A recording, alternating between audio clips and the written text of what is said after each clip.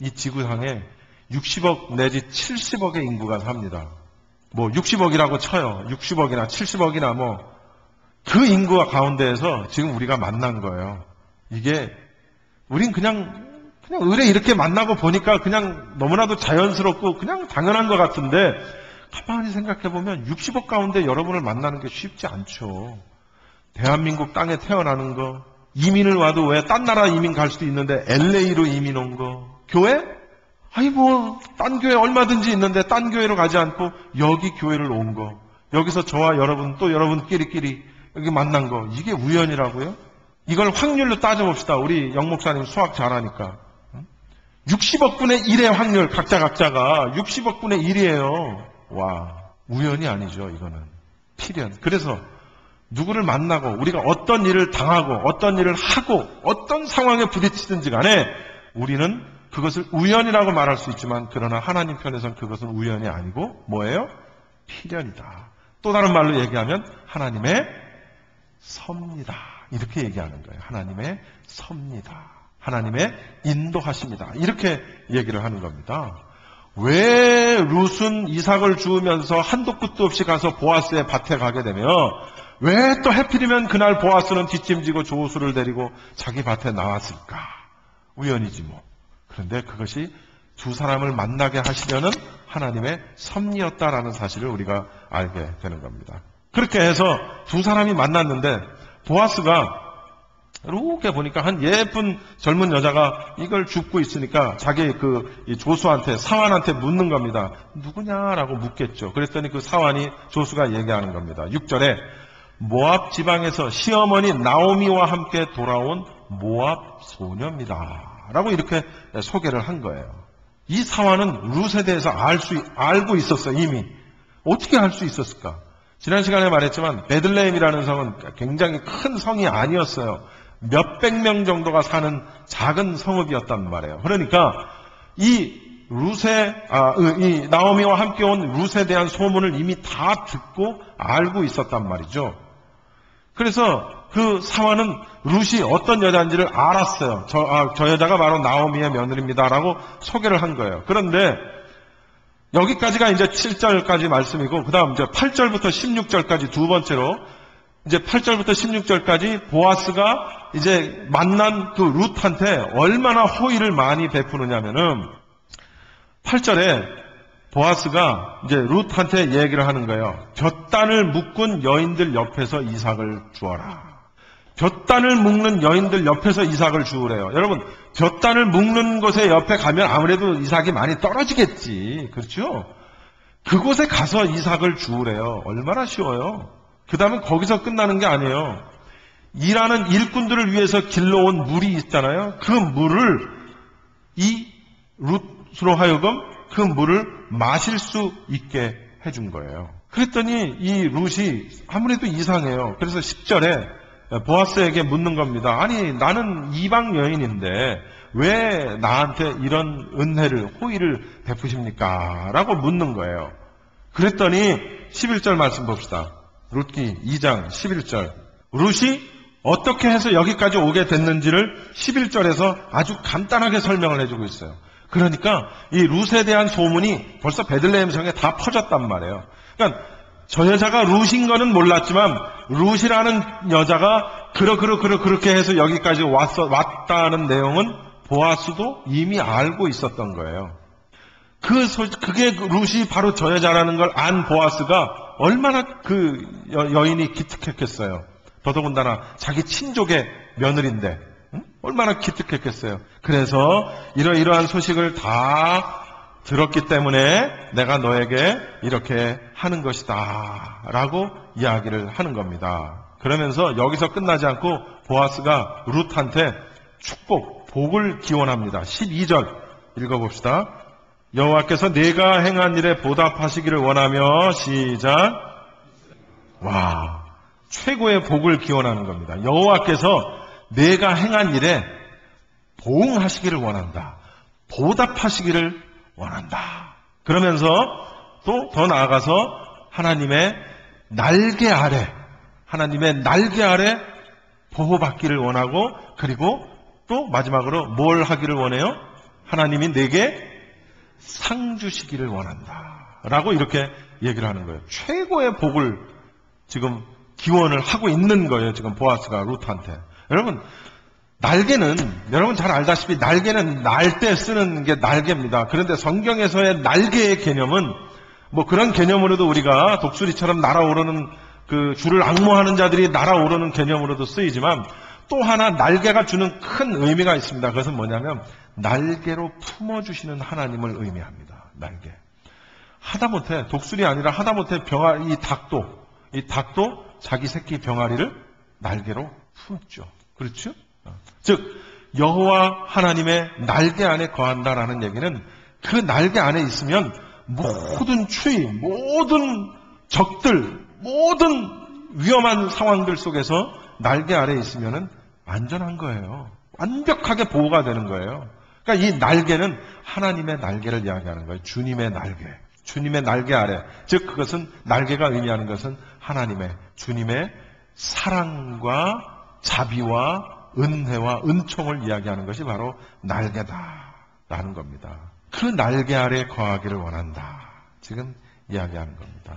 여기서 중요한 구속사적인 의미가 있습니다. 여러분 잘 들어보십시오. 여기서 중요한 구속사적인 의미는 뭐냐면 제가 구약성경 쭉 설교를 해오면서 굉장히 강조하던 게 하나 있습니다. 뭡니까? 구약성경에는 어떤 상황 또는 어떤 인물들이 항상 누구를 예표하고 있다고 그랬어요? 예수님을 예표합니다. 구약은 모형입니다. 모형. 구약은 그림자예요. 즉 모형이 있고 그림자가 있다는 얘기는 원본이 있고 실체가 있다는 얘기잖아요. 그렇죠? 그러면 그 원형과 실체가 누구냐는 거예요. 예수님이라는 거예요. 예수님. 구약은 그런 개념으로 우리가 살펴봐야 된다는 거예요. 그러면 이 룻기에서의 주는 예수님을 상징하는 예수님을 예표하는 인물이 누굴까요? 보아스. 보아스가 룻한테 주님의 날개 아래 거하기를 원한다라고 복을 내리고 있지만 정작 지금 자기 스스로가 룻의 날개가 되어주고 있다고요, 지금. 그러니까 구속사적인 의미에서는 보아스가 이미 주님의 날개 역할을 하고 있다는 겁니다. 그러면 룻이 의미하는 건 뭐예요? 룻. 지치고, 넘어지고, 쓰러지고, 고통받고, 연약하고, 누굽니까? 우리. 여러분, 한 주간 얼마나 힘들게 또 사셨어요. 몸도 아프지, 사업은 제대로 잘 안 되지, 얼마나 힘들게 사셨습니까? 우리예요, 우리. 룻이 보아스의 날개 아래 거하는 것처럼 성도된 우리가 예수님의, 주님의 날개 아래 거해야 되는 것을 지금 구속사적으로 상징적으로 보여주고 있는 그런 장면이라는 겁니다. 보아스는 여기에서 그치지 않았어요. 14절에 보면 여기서 그치지 않고 룻한테 무엇까지 제공을 하냐면 먹을 것까지 제공을 해요. 먹을 것까지. 그리고 15절에 또 어떻게 하냐면 자기가 부리는 사람들이 이삭을 주울 때 이삭을 이렇게 이제 이삭이 아니라 이제 곡식단을 이제 묻고 막 할 때 그 곡식단 사이에서 이삭을 죽게 해요. 룻한테. 곡식단 사이에서 이삭을 죽게 하고 심지어 거기서 끝이지 않아. 16절에 뭐라고 얘기하냐면 아예 곡식 다발에서 이렇게 묶어놓은 곡식 다발에서 일부러 조금씩 뽑아가지고 그냥 길에다가 노래는 거예요. 에? 뭐라고요? 그건 그 사람의 룻의 노력이 없잖아요. 그건 거지지. 거지에게 주는 거하고는 좀 차원이 다르죠. 먹고 살기 위해서 일하는 자에게 어떤 그런 호의를 지금 베풀고 있는 겁니다. 형편을. 그래가지고 그것을 일부러 떨어뜨려 죽게 하고 그걸 주워가는 이 룻을 꾸짖지 말라라고 명령까지 하게 되는 거예요. 여러분, 이삭을 줍는다? 여러분, 여기 남성분들은 축구를 좋아하실 겁니다. 축구 경기 아주 좋아하시죠? 축구는 뭐 여러분 잘 아시다시피 패스 해가지고 누군가가 골을 넣으면 그게 1대0, 2대0 이렇게 되는 거예요. 그런데 미드필드에서부터 멋지게 패스해서 뭐 예를 들어서 윙한테 줘서 윙이 몰고 가서 센터링 해서 가운데 있는 사람이 멋지게 헤딩으로 탁 넣었다. 기가 막히죠? 또는 센터링 한 걸 발로 그냥 뭐 논스톱으로 발리슛으로 그냥 넣어서 뭐 골을 넣었다. 너무 멋지죠? 그런데 축구는 이런 경우가 있습니다. 어떤 사람이 슛 했는데 이게 골대를 맞네? 골대를 맞아가지고 공이 팅팅팅팅팅팅 이쪽으로 나왔어. 근데 나는 전혀 골 넣는 위치에 있지 않았어요. 그런데 골이 나한테 와. 그래가지고 툭 차서 넣어. 그런 경우 있죠. 축구는.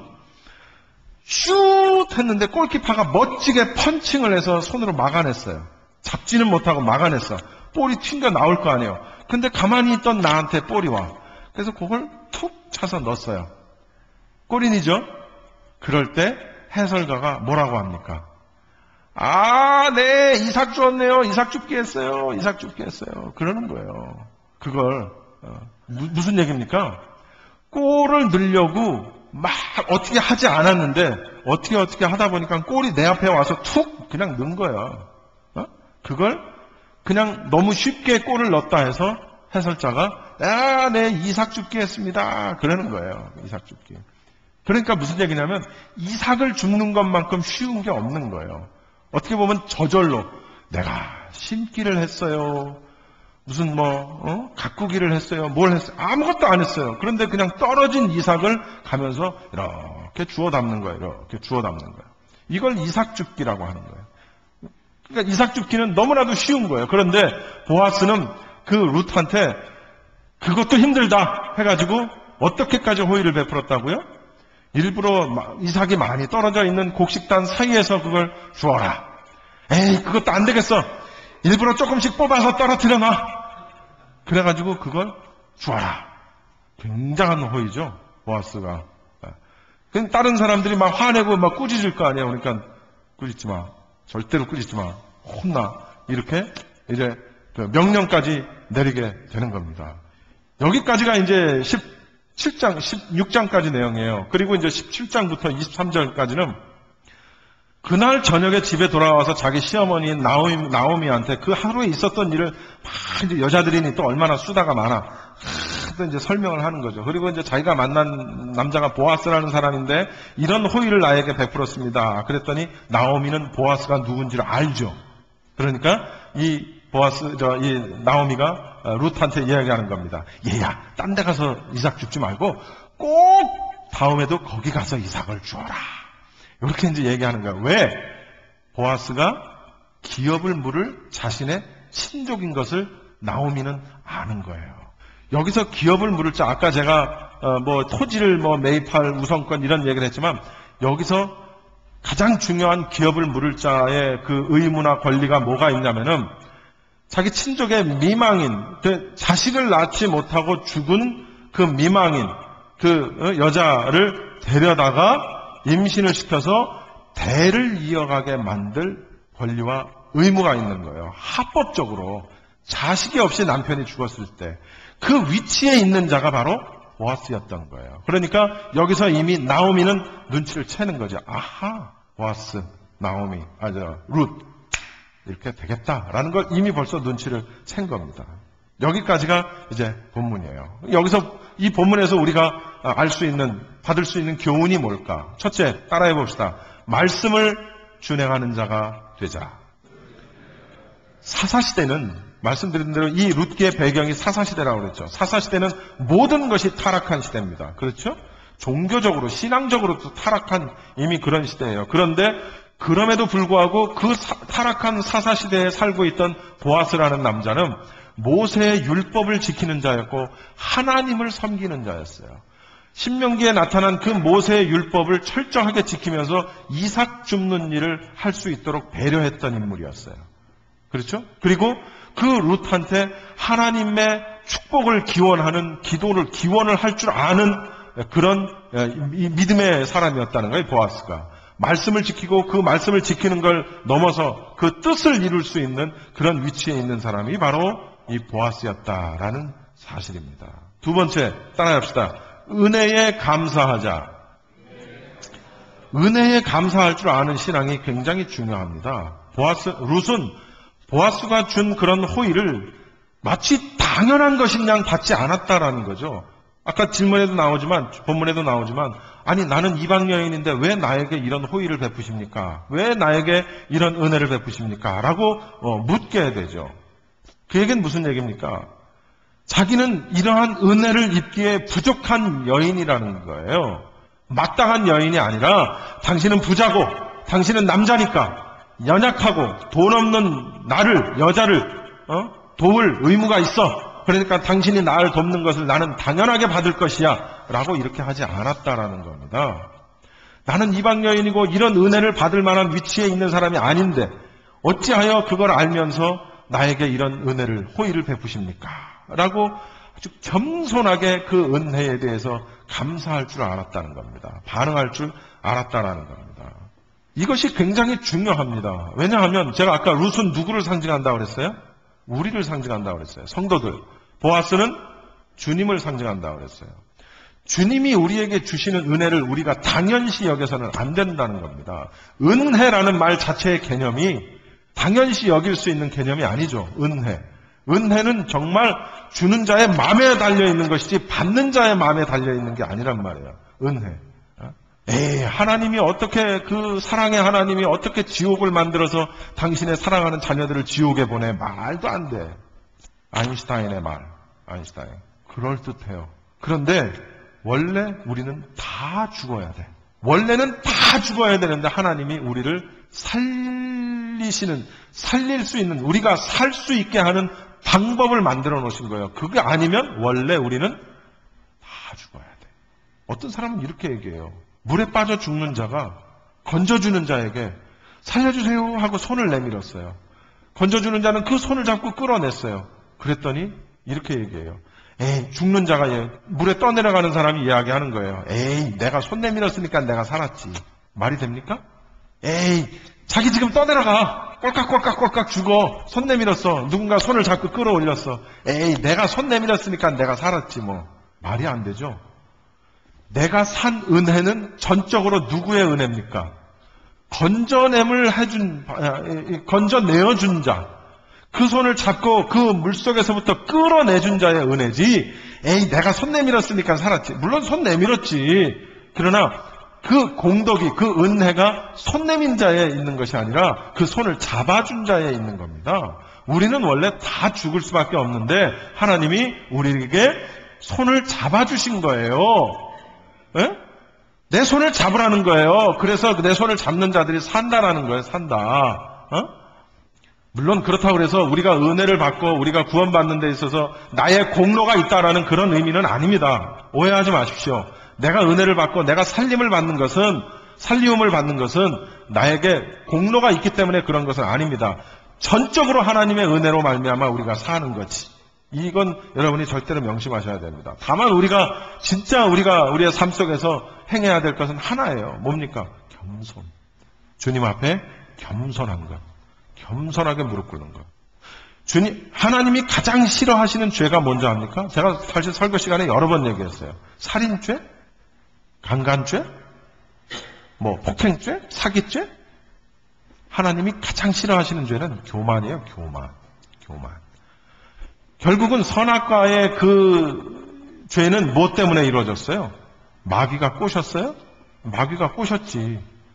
이거 먹어봐. 먹음직도 스럽고 보암직도 스럽고 먹어봐. 뭐라고 얘기해요? 이거 먹으면 눈이 밝아져서 하나님처럼 돼. 너도. 이게 마귀의 꼬임이었다고요. 만약에 그들이 나도 하나님처럼 되네? 하나님처럼 돼볼까? 하는 교만한 마음이 그들에게 없었다면 그 선악과를 먹지 않았겠죠. 그러면 인류의 역사가 어떻게 됐을까? 완전 달라졌겠죠.